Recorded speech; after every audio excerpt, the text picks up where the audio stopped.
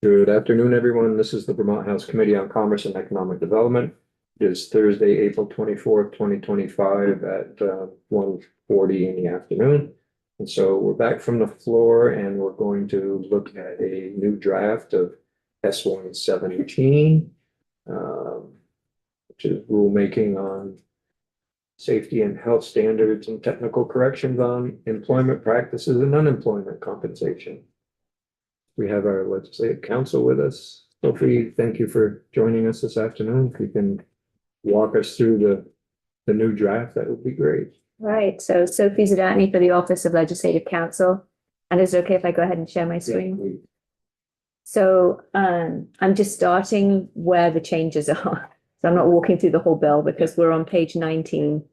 So in the current draft in section 21, there's an extension of the deadline for the implementation of the unemployment insurance information technology modernization project that's going on.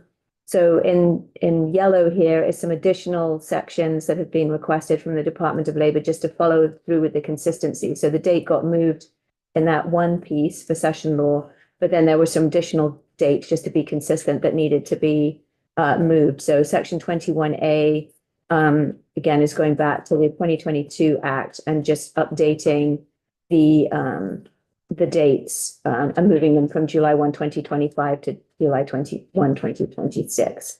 So that is 21A. And then this is getting into the workers' compensation piece, the final section of the workers' compensation. And this was to do with the penalties for late payment of the weekly wage benefit. So first of all, I just wanted to flag that I removed subsection E from this section. And the reason for that was there were no changes proposed in subsection E. I had just included it last time by way of context because it talked about what the Department of Labor could do in terms of penalties and things. So I just took that back out because it was redundant. So that's what that little yellow F is there. And then in subsection 2, there was testimony last time around.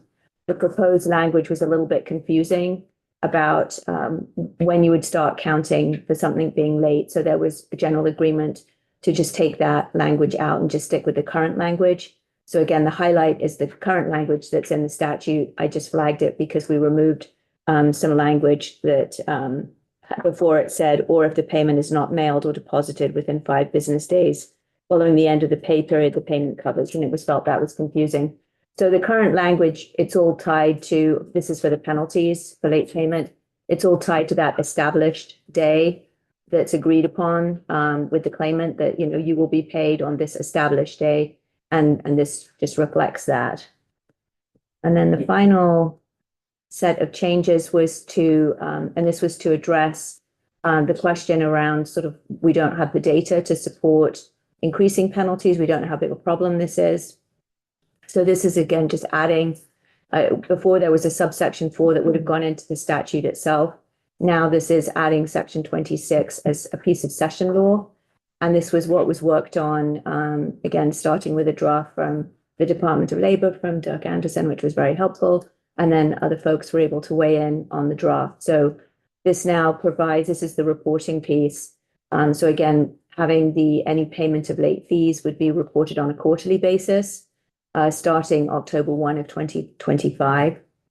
And then the commissioner would be tracking that information, whatever mechanism works for them. If an employer fails to report, then they would be an administrative penalty of not more than $500. There was disagreement about the amount of the administrative penalty, so I'm just flagging that for the committee. In the original language, it was an administrative penalty of $150. But that was when the requirement was that you report every time you have a late payment. This is now for a whole quarter if you don't report. And then on or before January 15th of 2027, the commissioner would then come back with sort of the findings from the reports that have been received. And so this would really just provide for a sort of 1-year snapshot of reported penalties. I think there is a concern around how effective this will be, that there may well be claimants that really don't understand the penalties that exist. So again, there would, I think, be interest in making sure, that claimants were aware that they're entitled to a penalty if they don't receive their weekly wage on time. And so. And then the commissioner would be asked to make recommendations on whether to continue requiring the reporting, whether to increase, decrease, or eliminate the penalties. So those were the changes that we have. For the late fee payment quarterly thing, knowing that when folks put these reports together, if you want the previous quarter information, you might need 5 or 10 days to pull all that information together so that you have accurate quarter information. I'm wondering if it might make sense to say on October 10th for the previous quarter or something like that, commencing on, so that, because October 1 is beginning of fourth quarter, right? I think that would certainly be something, and again, I would defer to the department on what dates work best, but. Make it easier for the people who have to do it, so it's very good. That might be something that the department would do. Just to let the employers know, which were insurance companies. They probably have a drop dead date where they have to have it in. But we'll ask Dirk that one. Yeah, so it says the payment of any late fee should be reported on a quarterly basis for 1 year commencing on October 1st, 2025. So I don't think it's specific. I mean, that would be the start of the next quarter. So I don't think it's saying you have to get the report in on that day specifically. But again, it could be something we could add to the session, or again, the department could advise, get it in by the 15th or whatever of October. Sure. Thank you, Sophie.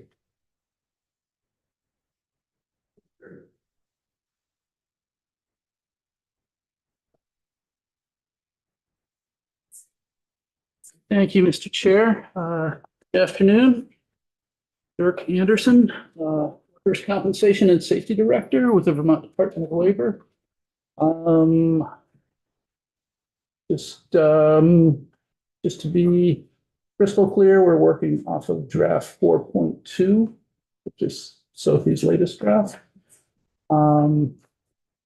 We are receptive to the changes from the previous draft. As to the date of the report, if we want some clarifying language, like, 15 days after the beginning of the quarter or something like that, that's fine. As far as the failure to file a quarterly report, the administrative penalty is not more than $500. We're fairly agnostic on that. I think, you have advocates on either side. Whatever is appropriate. I mean, we just would like the reports so that we can in turn report back to the committees. So we're fine with all of this. I will mention, and I hate to throw this in at the last minute, but about half an hour, 45 minutes ago, we heard from the Deputy Secretary of State about sections 1 through 4 of the bill, which have to do with expedited VOSHA rulemaking. She raised some concerns that the way that language was structured in its present form, it would not give the VOSHA rule the full weight and effect of a properly drafted, going through LCAR, the whole process, Vermont rule under the APA. And it's probably my fault for not reaching out to them to discuss this earlier, but she raised the issue. It seems to have some validity. I just want an opportunity to discuss this with the Secretary of State, see if we can come to some kind of agreement. So to the extent that the committee is ready to vote the bill out, maybe if we could have until Tuesday, just to confer with the Secretary of State and either ask that that language be amended or removed, or there may be another path forward to getting to where we want to get with expedited rulemaking, but you know, they're the experts on rulemaking, and if they see a problem with this particular language, I would like an opportunity to, you know, look at that, figure out if we can come to an agreement. I think we can. I mean, we can hold on to this until Tuesday. Move it on Tuesday. Fine with that. Thank you, Mr. Chair. When we're talking about the reports coming in. Maybe we should align those reports with. The same as quarterly, when you file your quarterlies, they generally have to be in either federally, they have to be in by the 15th of the following month. So, January, February, March, by April 15th, they have to provide the report to you. So the UI quarterly reports, Those are the last day of the month. I right? believe they're the last day of the month, Yeah, the following month. the following month. So if the quarter ends. Yeah. The So end what- of the month after the quarter for which they are. And what date do you prefer? Do you want it to follow? UI report, the state is generally the 25th. And federal is the 15th. So, Oh, no, Commissioner, do you have a preference? Good afternoon, everyone. Mike Harrington for the record, Commissioner of Labor. I don't have a preference. We have a similar process with the last day of the month following. I think the only thing, it's really the committee's preference. The only thing would be that if you're wanting, depending on if you're wanting information at the start of next session, you won't have the full information until the end of January, right? I think the date we have in here is 2027, right? I don't know if it's 27 or 26. 27, I think.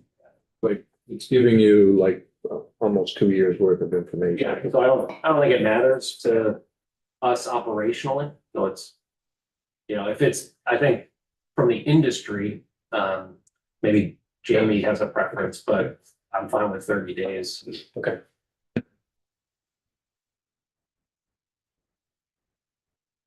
Any questions for Dirk? Okay, Dirk, thank you. Thank you. Yeah, just let us know and keep Sophie looped in too. Sure. Absolutely. Okay. Sorry. Thank you, Mr. Chairman, members of the committee, Jamie Feehan on behalf of the American Property Casualty Insurance Association. APCIA participated in these, offline discussions to issues you've heard about, so I won't restate them, and are pleased with the outcome of the shaded material you have in front of you. So I think, in my mind, I'm envisioning that the department will likely issue some sort of bulletin or guidance to licensed insurers prior to the first report due to provide, maybe some of the details that you're all discussing, as well as, maybe a little bit more guidance on any form or format or content. So I think most of that can be done that way rather than try to do it this way. And certainly, I think that'll be important because, while APCIA has about 70% of the comp market, maybe a little bit more, that's not 100%. So those other insurers who may not necessarily know about that would likely welcome that missive from the department. Dirk, does it make sense that you would issue a bulletin of how you want the report and the date you want it, or? Sure, yeah, if we're going to be requiring this, I would envision sending some sort of director memo out to all the carriers we want. So I think it's probably best for us to just allow the department to issue the bulletin to the insurers of what they're looking for, how they want the report, and the date they want it in by. Everybody okay with that? Okay. Great. All I have for you. Thank you. Appreciate it. David? Afternoon, David Mickenberg here on behalf of the Vermont Association for Justice. Again, appreciate the work that we did offline to come to this. We're okay with and satisfied with where we've landed. We will continue to have conversations with the department about educating claimants and with the folks that we work with about educating claimants around their rights to seek, late fees and late penalties. And we'll try through our networks to augment whatever's produced through these reports through our practitioners to add more information to this ongoing conversation. But happy with the language and look forward to continuing this discussion. Mr. David? David, thank you. Thank you. I appreciate you, Jamie and Dirk, but thank you for working together and getting this figured out. Certainly appreciate it. Great. Thanks so much. I apologize. I have to go back to the Senate floor. You want to join us? Thank you for coming in. Good afternoon. For the record, my name is Susan Aronoff. I'm not often before this committee, so I'll just give you a little context of who I am and why I'm in the building all the time. I work for the Vermont Developmental Disabilities Council. As of right now, all 50 states and territories have a Developmental Disabilities Council. We were created by a federal law. And our council is one of the few in the country that's entirely federally funded, as I say, as of right now. Who knows? What's next? And I wanted to just speak for a couple minutes today about a provision in S-117 that we're very excited about. And that's, I think it's section 7 of the bill. And it eliminates the ability of the state to pay people with disabilities less than the current prevailing minimum wage. It's called sub-minimum wage provision. So it exists in federal law, and whatever you think of why it came to be and the programs that used to operate under the provisions of sub-minimum wage, they're sometimes called sheltered workshops. Some people love them, some people hate them. The world has moved on since they were created, and generally they don't really pass muster with existing laws. And so even though there have not been sub-minimum wage workshops in Vermont for quite a while, it's always sort of irked us that that permission to pay people with disabilities less than the minimum wage stayed on the books. So we really wanted to thank you for taking the time and the effort to kind of line the green books, the statutes, the law of Vermont with the way the times have moved on. And so thank you for eliminating the sub-minimum wage provisions from the law. They're a holdover from a time that hopefully we have moved forward from. And my executive director, Kirsten Murphy, she happens to be chair of the umbrella organization of all 56 of the state councils. And she submitted a written statement downstairs in to the Senate committee when they were considering it, that I'll make sure it gets added to the record for this committee as well. So anyway, thank you, and thank you for the time. And that's all I had to say, really. Any questions, Ms. Susan? Thank you. Thank you for Thank you. letting us know that. Appreciate it. Well, it's nice. I think it's always nice to say thank you when people do good work. So thank you for doing good work. Commissioner, was there anything else in that section? I know that there might have been a question of, because we're moving Yeah. learners and apprentices, and I don't think we felt like it applied to Okay. that, so I think we were fine. we're fine with just striking that whole Yeah. section. Okay, good. Okay, so, any more questions? Okay, so we'll wait, until Tuesday. We'll put it on the schedule. No, did you want to testify on anything else, Commissioner? I mean, do you want me to testify on anything specific? I don't have. Anything specific, if you have anything on, No, the only thing I would add to it, just because it didn't come up, but I think we made some slight adjustments to the $60 benefit timing out and moving to $25, and I think we're all on the same page with that. So I think we're good to move forward with that section as well. okay, so we will, just wondering, 9 o'clock Tuesday work, or should we wait till 1? Make anything work. Okay. So we'll talk schedule with Amanda Grace, Anna Grace and Amanda Grace.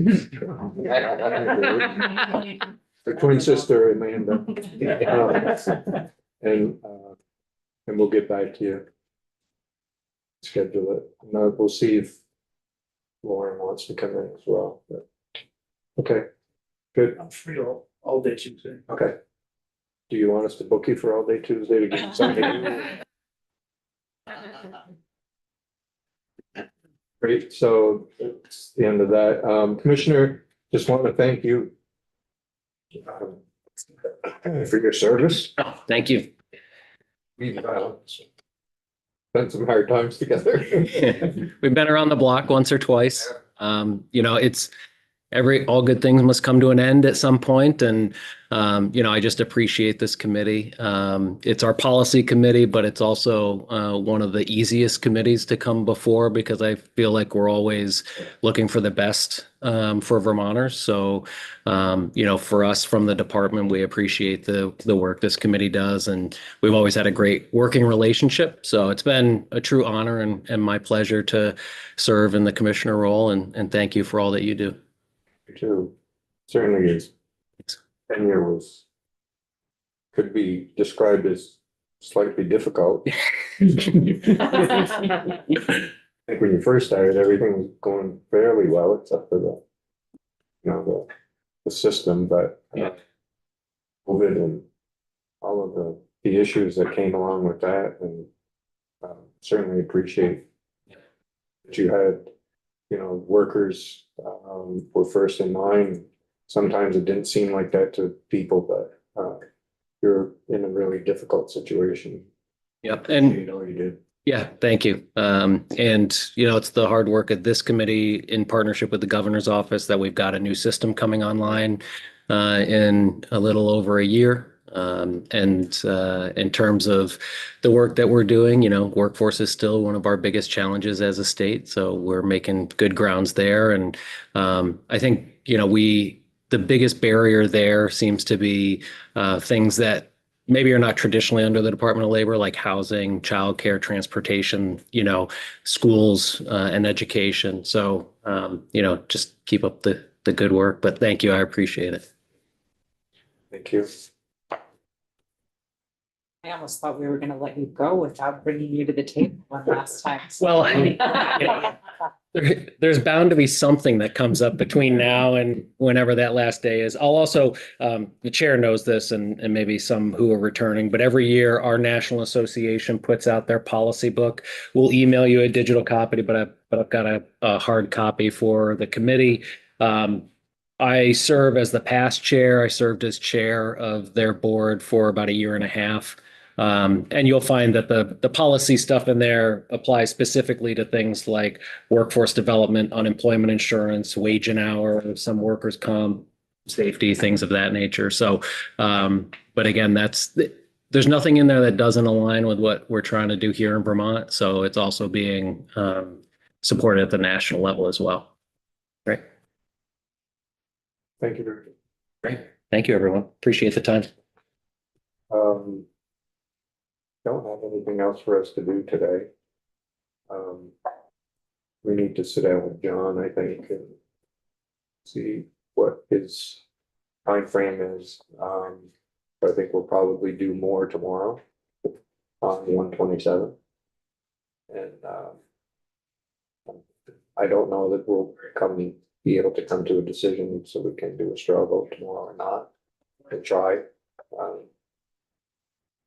If not, then we'll be working on 127 on Tuesday as well, but next week I also want to start, try to get S69 out and S71 begin that discussion as well.